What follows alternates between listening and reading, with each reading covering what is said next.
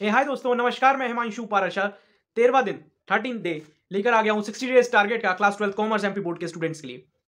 I hope कि आपने अभी तक 12 दिन के टारगेट पूरे कर लिए होंगे और जो लोग भी अभी अभी नए नए जुड़ रहे हैं वो डे 1 से स्टार्ट करें और डेली डेली डेली कर कर अपने टारगेट्स को पूरा करें। बहुत सारे स्टूडेंट ये भी बोल रहे थे कि इस हिसाब से तो एग्जाम के बाद तक भी हमारे टारगेट चलते रहेंगे। तुमने ना, जिसने भी ये कमेंट लिखा है ना, उसने एक दिन का भी टारगेट पूरा नहीं किया होगा। मैं विश्वास से कह सकता हूं ये वाली बात। जो मिल रहा है ना उसे एक्सेप्ट कर लो अच्छे से, और नहीं करना तो आप फ्री हो।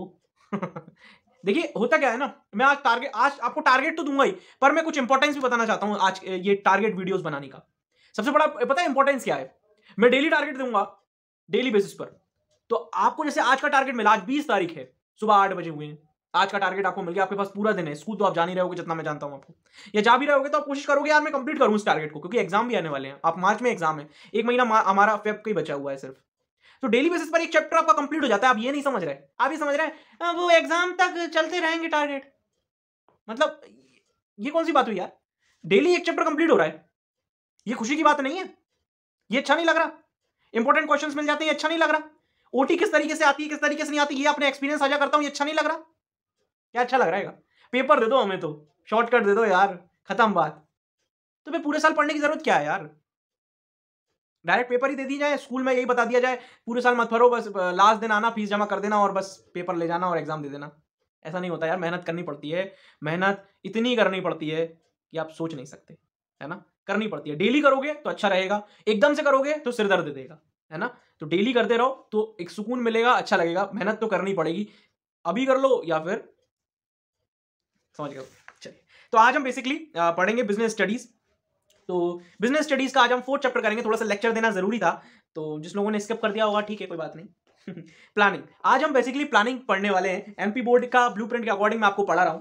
सोचिए, मैं पूरे पहले मैंने सोचा था मैं ऑल ओवर इंडिया में जितने भी क्लास 12 के बच्चे उनको कवर करूंगा, पर मैं स्पेशली एमपी बोर्ड के स्टूडेंट्स को कवर कर रहा हूं। फिर भी दिक्कत है? गलत बात है। प्लानिंग 8 नंबर का ही चैप्टर है, इसमें से 2 नंबर की एक्सरसाइज आएगी, मतलब ओटी आएगी, और एक क्वेश्चन आएगा इसमें 2 नंबर का, और एक क्वेश्चन आएगा इसमें 4 नंबर का। तो चलिए वीडियो को स्टार्ट करते हैं। तो सबसे पहले हम समझते हैं ओटी के बारे में, जिसको हम ऑब्जेक्टिव टाइप क्वेश्चंस कहते हैं। मेरी भी आदत ओटी की हो गई है, मतलब मैं भी एमपी बोर्ड से पढ़ा हूं, तो आदत तो वही रहेगी। ठीक है, मैं आपको सबसे पहले एक पीडीएफ के बारे में बता देता हूं। जो भी नए स्टूडेंट्स हैं, मैंने एक पीडीएफ दी हुई है जो कि 10 रुपीज की पीडीएफ है। उसको आप गूगल पे, फोन पे, पेटीएम किसी एक से पेमेंट करके मेरे को व्हाट्सएप पर स्क्रीनशॉट भेज के ये पीडीएफ ले सकते हैं। मेरा व्हाट्सएप नंबर है 8269465843। इस पीडीएफ के अंदर मैंने मोस्ट इंपोर्टेंट जो 2017, 18, 19, 20, 21, 22 में जो ऑब्जेक्टिव आए हैं उनको मैंने एक फॉर्म में रख दिया है, मतलब एक पेज पे रख दिया, एक पीडीएफ के फॉर्म में दे दिया है आप सभी को। तो आप प्लानिंग की ऑब्जेक्टिव उससे भी प्रिपेयर कर सकते हैं, पर आपको बुक से, परीक्षा बोर्ड या परीक्षा दिन, किसी एक से भी जरूर पढ़ना है, याद रखिएगा। तो आप आज यदि आज का टारगेट पूरा करेंगे तो आप पीडीएफ से तो जरूर पढ़ें, पर किसी बुक, परीक्षा बोर्ड या परीक्षा दिन, किसी एक से भी प्लानिंग की ऑब्जेक्टिव जरूर से पढ़ें। It's a very important objective. Okay, clear है? 2 नंबर की ऑब्जेक्टिव आनी है तो अच्छे से पढ़ना पड़ेगा। क्लियर है ना? चलिए अब हम चलते हैं 2 नंबर के क्वेश्चंस पर और 4 नंबर के क्वेश्चंस पर।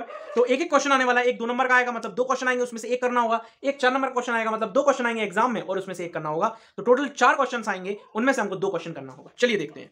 पहला क्वेश्चन जो आपको करना है और मोस्ट इंपॉर्टेंट है, और मुझे लगता है कि ये एग्जाम में देखने को मिलेगा। क्वेश्चन है meaning of planning, definition and characteristics. ये आपको नोट्स बना लो, मीनिंग, डेफिनेशन और कैरेक्टरिस्टिक्स। एक बात बता दूं, कैरेक्टरिस्टिक को ही नेचर बोलते हैं, नेचर को ही फीचर्स बोलते हैं। तो ये कभी भी आ जाए, कैरेक्टरिस्टिक्स, नेचर, फीचर, ये तीनों एक होते हैं, याद रखना। लिखा आ जाए कैरेक्टरिस्टिक्स बताओ प्लानिंग की, वही पढ़ोगे, जो वही लिखोगे जो नेचर में पढ़ा था, वही लिखोगे जो फीचर्स में पढ़ा था, क्योंकि तीनों एक ही होते हैं, तीनों एक ही वर्ड होते हैं। ठीक है, इसमें मेन हमको क्वालिटी ही बताना होता है ना? ठीक है, ये वाली चीज क्लियर हो गई। पहला क्वेश्चन मैंने क्या बताया? मीनिंग, डेफिनेशन और कैरेक्टरिस्टिक्स ऑफ प्लानिंग। क्लियर है ये वाली बात? लाइक बटन पे प्रेस करके मेरे को बता देंगे आप सभी लोग कि आपको वीडियो कैसा लग रहा है ना? हाँ, आगे बढ़ते हैं। यहां तक बात हो गई। फिर हम एक क्वेश्चन पढ़ेंगे जो काफी ज्यादा इंपॉर्टेंट है और 2 नंबर में आने के इसके चांसेस हैं। और ये कहां से निकल के आता है? ये निकल के आता है कैरेक्टरिस्टिक्स में से, और इसको एक स्टेटमेंट में दिया जाता है। स्टेटमेंट में पूछा जाता है डबल इन्वर्टेड कॉमा लगा के कि planning is a continuous process. तो इसको जरूर से याद कर लेना। मेरे को लगता है कि ये टपक सकता है 2 नंबर में, है ना? हाँ, planning is a continuous process. एक क्वेश्चन और है, पहले मैं सोच रहा था इस क्वेश्चन को मैं लूं ना, पर बार बार पता नहीं क्यों मेरे दिमाग में जा रहा था कि यार इस क्वेश्चन को ले लेना चाहिए। तो ये है एक्सप्लेन बजट। आप ये भी 2 नंबर में आ सकता है, तो इसको आपको पढ़ना है एक्सप्लेन बजट के नाम से, याद रखिएगा। ठीक है, तो ये हमारे 3 क्वेश्चन हो गए। देन फोर्थ क्वेश्चन, ये भी 2 नंबर के लिए है। Planning is a mental activity. अभी मैं 2 नंबर वाले बता रहा हूं तो रोने मत लगना कि इतने सारे हो गए, है ना। एक तो वो बताया जिसको मेरे को सबसे ज्यादा चांस लग रहा है इस चैप्टर से आने के, प्लानिंग की मीनिंग, डेफिनेशन और कैरेक्टरिस्टिक्स। फिर मैंने आपको बताया planning is a continuous process. फिर मैंने आपको बताया एक्सप्लेन बजट। ये अब ये कंटीन्यूअस प्रोसेस वाला बताया और एक्सप्लेन बजट, ये 2 नंबर के हिसाब से पढ़ना है आपको, है ना, 4-5 लाइन। फिर एक और क्वेश्चन बता रहा हूं, planning is a mental activity. ये भी स्टेटमेंट वाइज आएगा, डबल इन्वर्टेड कॉमा में, 2 नंबर के लिए। Planning is a mental activity. ठीक है, यहां तक बात क्लियर हो गई, आगे बढ़ते हैं।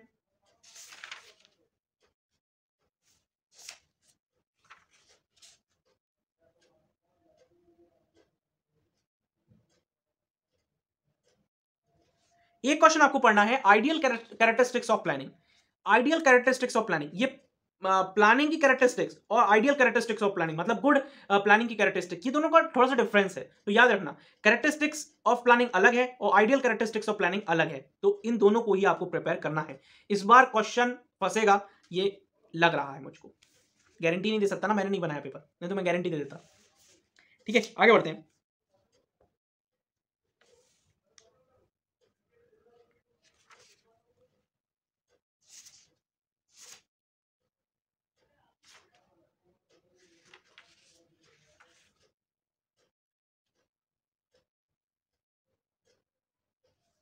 बस यही क्वेश्चन करेंगे हम इसमें, ठीक है, क्लियर है।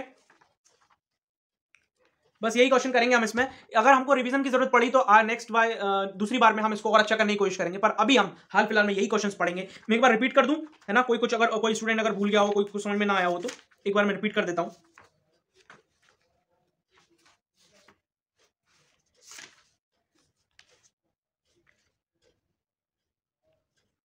तो है question, what is the meaning of planning, definition planning की characteristics, planning is a continuous process, explain budget, planning is a mental activity, और आइडियल कैरेक्टरिस्टिक्स ऑफ प्लानिंग। तो ये क्वेश्चन है जो मैंने आपको बताए हैं, इनको आप अच्छे से पूरा कर लीजिएगा। और एक बात बहुत ही महत्वपूर्ण, हिंदी और इंग्लिश को साइमल्टेनियसली डेली पढ़ना है। अकाउंट्स भले ना पढ़ें हम, बिजनेस भले ना पढ़ें हम, इकोनॉमिक्स भले ना पढ़ें आज के दिन, पर हमको हिंदी और इंग्लिश डेली बेसिस पर पढ़ना है। मैं हर वीडियो में यही आकर बोलता हूं कि हिंदी और इंग्लिश जरूर पढ़ना है।